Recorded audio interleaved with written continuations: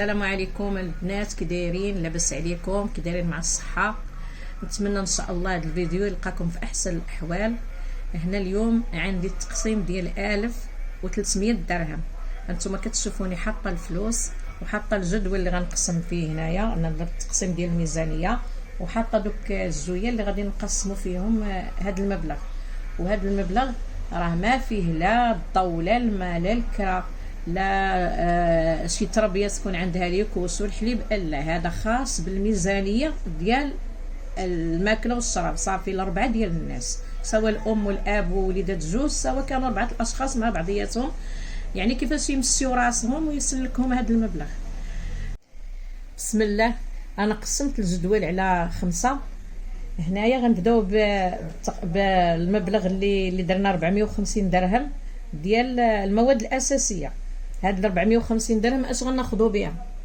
غناخذوا بها كاع داكشي اللي خاصنا غنبغيوه ديال المواد الاساسيه غناخذوه عندنا. هنايا عندي 10 كيلو دقيق فورس 45 درهم، 10 كيلو دقيق القمح ب 80 درهم، 2 كيلو ديال الدقيق ديال الفينو ب 24 درهم، 5 كيلو ديال السكر 33 درهم. عندنا الشاي 40 درهم، تاخذوا به الاتي اللي بغيتو. هنا 40 درهم، خصص 40 درهم. هنا عندنا 2 لتر ديال الزيت ب 47 درهم. عندنا هنايا المعجنات 25 درهم. كاينين غير 4 الاشخاص، ما غنديروش المبلغ اكثر من القياس ديالو. عندنا القطاني 25 درهم. جافيل عندنا 5 لتر ب 20 درهم.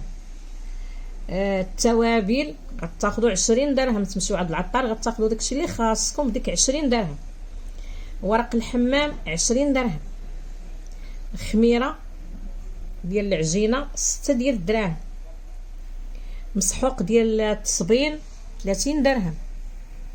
القهوه 20 درهم، غتاخذوا بها القهوه اللي بغيتو، العبار ولا الباكيه ولا اللي بغيتو.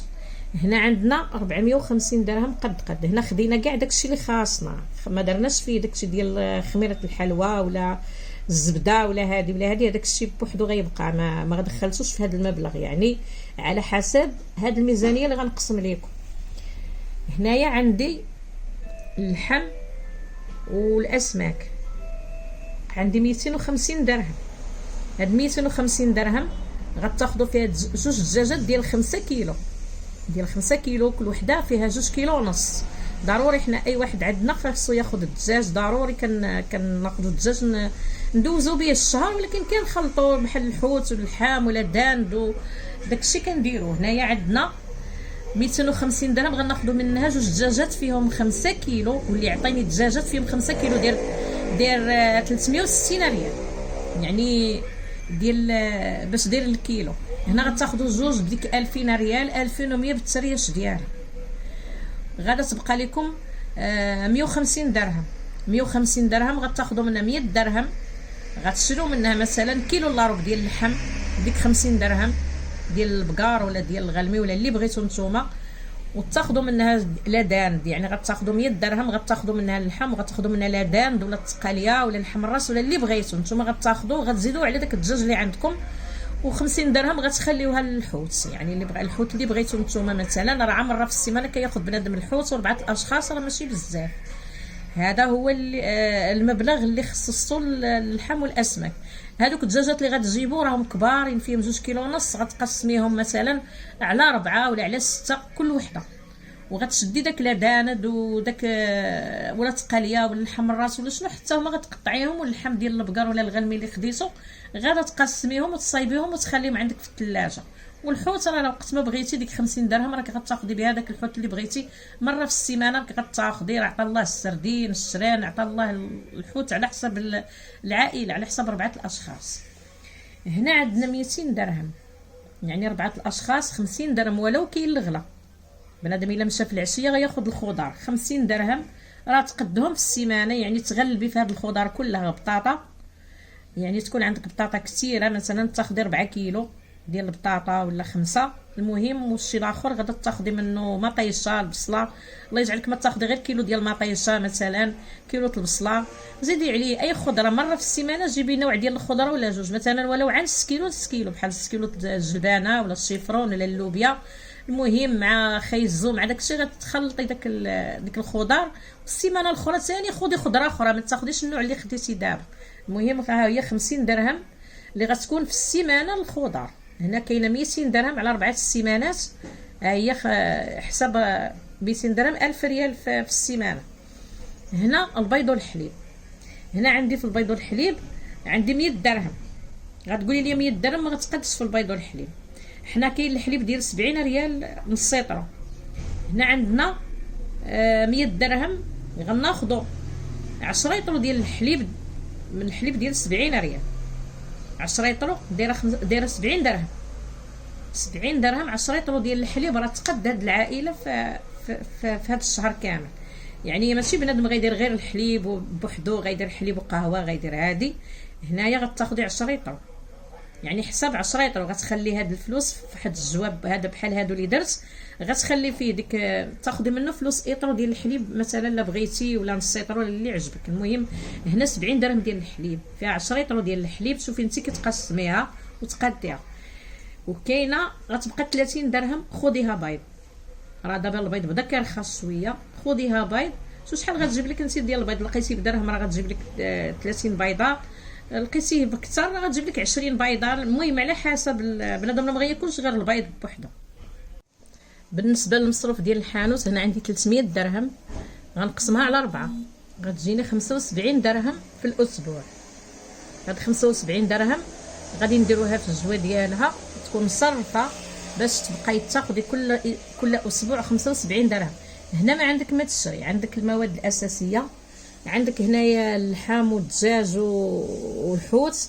هنا عندك 50 درهم ديال الخضر حتى هي غنصرفها ونديرها في الجوه ديالها. ونبقى ناخذ ديك 50 درهم نمشي نجيب بها الخضره، نجيب على القياس ديال هذوك. لان عندك القطاني غطيبي القطاني ضروري مره في الاسبوع.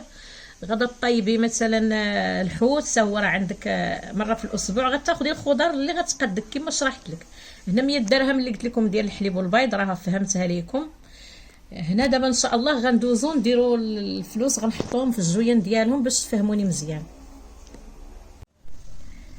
دابا غنبدا نقسم معكم الميزانيه في هاد الاظريفه. غنحط كل حاجه. هاد الاظريفه بعدا اولا راه ماشي هما اللي كيجمعوا لينا الفلوس. هاد الاظريفه هما وسيله كيفاش نقسموا الفلوس وكيفاش كنعرفوا اشنو درنا، يعني شنو حيدنا وشنو خلينا. هنايا غنحط لكم هنايا فلوس الخضر.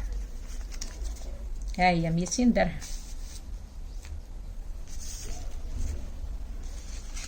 هنا 250 درهم ديال اللحم والاسماك. ها هي 250 درهم هنا فيها اللحم والاسماك.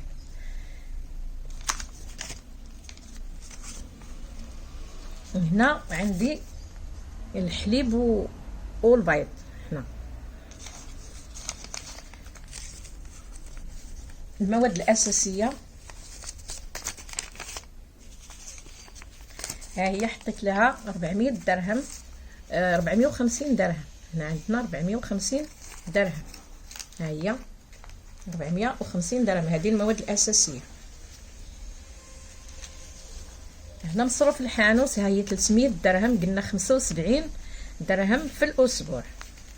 باش نشرح لكم الاخوات او المبتدئات، وانا كنحيي كل مرة كتعرف تدبر الامور ديالها وكتعرف يعني اشنو غتصرف وشنو غتخلي. واخا يكون عندكم الفلوس بالشايط، واخا يكون اللي كان، فهاد الطريقه كتخليك كتعرفي اشنو درتي واشنو هزيتي من الفلوس وشنو خليتي. الا بقيتي كتصرفي مثلا عشوائي، مثلا كل نهار غتمشي للسوق تجيبي قفه فيها الخضره فيها اللحم فيها مثلا اشنو ناقص سكر زيت اتاير، واخا تصرفي حتى 500 درهم في النهار ما غتقدكش نهائيا. ولكن الا شريتي الدجاج وشريتي مثلا اللحم وشريتي الخضار المواد الاساسيه غادا تهناي من كثره الخسران ديال الفلوس. ثانيا هنا ما حطيتش لكم الخال، ما حطيتش لكم يعني شي حاجات ديال 5 دراهم 2 دراهم 3 دراهم. او ما حطيت لا شوكولاط لا زبده لا حتى شي حاجه، لان هاد 75 درهم ملي كتحطي هادشي ما بقى عندك ما غتجيبي بها. يعني حنا كنقولوا المصروف ديال هذا ديال المؤونه ديال الماكله، يعني غتاخدي ديك 75 درهم الا خصها شي حاجه ديال 100 ريال ديال 50 ديال غتاخدها. هنا عندك باش تجيبي الحليب غتقسمي مثلا هاد الجوا هنايا غتصرفي هاد 100 درهم غتحطيها هنا، فين ما بغيتي الحليب غتهزي منها، والبيض غتحطي فلوس وغتصرفيهم وتحطيهم بوحدهم، تاخدي داكشي اللي خصك ديال البيض الا بغيتي تصايبي الحلوى اولا بغيتي طيبي يعني تصايبي البيض نيت الاكل ولا شي حاجه، واخا غيكون ما يقدكش غتزيدي شويه من ديك 75 درهم. هنايا عندي المواد الاساسيه، ملي كتكون عندك المواد الاساسيه ما بقى عندك ما غتصرفي. انا درت هنا 450 درهم ولو ان المبلغ 1300 درهم، الا حطيتيها غتعرفي اشنو تصرفي. الخضر غتصرفي هاد 200 درهم وغديريها 50 درهم ما تفوتيهاش، تحاولي تضبطي راسك وما تفوتيهاش وعرفي اشنو غتشري. واللي بغى يتقدا يمشي حتى شويه ديك الجوج ديك عاد يمشي يتقدا، كتنقص الخضره شويه. هنا اللحوم والاسماك انا فصلت لكم الطريقه كيفاش غديروا، تقسموا داكشي وتصايبيه وتحطيه في الثلاجه ديالك. والا بغيتي تعرفي التقسيم كيفاش داير رجعي الفيديوهات ديالي اللي هما قدام، شوفي التقسيم ديال اللحوم والاسماك. يعني انا غير 300 درهم اشنو درت بها، يعني درت بها شي حوايج يعني ما يقدرش يصدق العقل ان هذاك الشيء اللي درتو ب 300 درهم. المهم انا وريتكم دابا كيفاش غادي نديروا. الا جبتي مثلا تقديسي اللحوم والاسماك مثلا الاسماك ما قدرتيش تجيبيهم وشطت لك شي حاجه من اللحوم والاسماك، سبحان الله ترخص القضيه شويه ولا انت شوفي على حسب اللي بغيتي. هاد 50 درهم غتخليها تاخدي منها فلوس الحوت اللي بغيتي، وحتى السيمانه الاخرى ولا السيمانه الاخرى وعاد خذي منها. الخضر حتى هي قلت لك هزي 50 درهم وحطي 50 درهمات كل سيمانه ما تفوتيهاش. مصروف الحانوت غديريه حتى هو 75 درهم، ما تهزيش تقولي غنرد الصرف لا غدي 100 درهم لا، خذي 75 درهم خليها عندك في البسطام ديالك. هذا الشيء راه قلت لكم خالي ما فيه لا فلوس الحمام ولا فلوس يعني شي حاجه ديال ليكوش ولا شي حاجه تقولي تبرعوا بها، تجيبوا التيد الغالي تجيبوا جابيل الغالي سانيكر وهذاك الشيء، هذاك الشيء راه خارج هذا ديال المؤونه ديال الماكله، لان الوقت غاليه بزاف. ولكن الا كنتي امراه مدبره غتعرفي كيفاش تمشي وغتشيطي الفلوس. ودخلوا التقسيمات ديالي الاولين اللي قسمت فيهم 1000 درهم 250 درهم 3000 درهم 4500 درهم. دخلوا شوفوا التقسيمات كيفاش دايره وشوفوا داكشي كيفاش حطينا فلوس اللي غادي نشيطوا. مثلا شحال غنحطوا كنخلصوا منهم ديك خلصنا منهم الماء والضوء، خلصنا منهم بزاف ديال المسائل اللي هي خاصه بالمصروف. المهم ها نتوما شفتوا معايا دابا كيفاش درت التقسيمات وشرحت لكم. المهم حنا قلنا هاد الاظرفه هما عا كمنظمات، بحال كتشري منظمات غديري فيهم الخضار ولا ديري فيهم شي حاجه. ها هي دابا كتشوفوا هذا هنا اللحم والاسماك، غندير هاد الفلوس هنايا ولكن صرفوهم نتوما صرفوهم. انا ما لقيتش كيفاش نصرف، نتوما راكم عارفين كلشي الحمد لله، حتى واحد ما عارفش. ها هي دابا هنايا ها هي 250 درهم، هنايا ها هي 450 درهم. هذه المواد الاساسيه.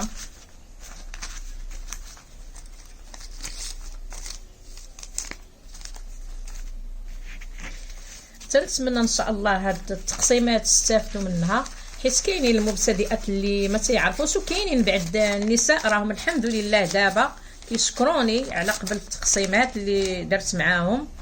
يعني راه داك الشيء راه باين واضح، راه التقسيمات العشوائيه داك المصروف العشوائي راه ما كيخرج حتى بشي نتيجه. واخا تكوني كتشدي ما عرفتش شحال بنادم راه الفلوس عطا الله ما غيدير بهم. حاولي تجيبي تصايبي مطيشه نتيا ديال الحك عندك في الدار الا لقيتي مطيشه رخيصه، ودابا الحمد لله راه مطيشه رخيصه. بنادم يحاول اي حاجه تصايبي الكوفيسير في الدار.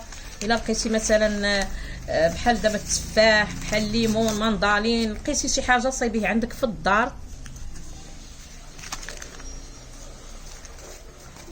تحاولي تعاوني راسك وحاولي تعجني وصايبي داكشي ديالك في الدار مسمان. داكشي اللي باغا ديريه ديريه. وربعه ديال الاشخاص ما هماش بحال اللي عنده 6 وعنده 8 الناس وعنده، يعني راه حاولي شويه تكرزي لي يدك الا قدرتي كاع حتى تشيطي. انا ما بغيتش نقول لك شيطي منهم، لان يلاه هذا الشيء غنقول لك مع الغلا وإلا كنتي نتيا في يدك يعني مدايره بزاف، راه تقدري تشيطي منهم شي حاجه اللي هي غتنفعك مثلا. ولا شاطت لك شي حاجه من هذا الشيء كامل، رديها لهذا الظرف حتى الشهر الاخر، وعاودي ثاني زيدي عليهم، وداك الشيء غتستافدي منه. تبقاي كل شهر راه نقصتي شي حاجه غتستافدي منها العام كامل ان شاء الله. ونتمنى ان شاء الله هذا الفيديو يعجبكم، وما تنساونيش من الاشتراك ديالكم، ونتمنى ان شاء الله يلقاكم في احسن الاحوال. والسلام عليكم ورحمه الله.